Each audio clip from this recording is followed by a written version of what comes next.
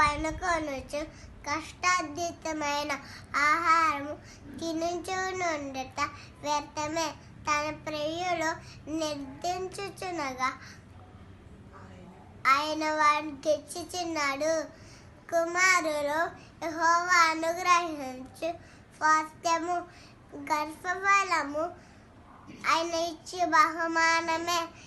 యవ్వన కాలమందు పుట్టిన కుమారుడు బలవంతుని చేతిలో భారం వంటి వారు. వారితో అంపుల పొది నింపుకొనిరవారు ధన్యులు.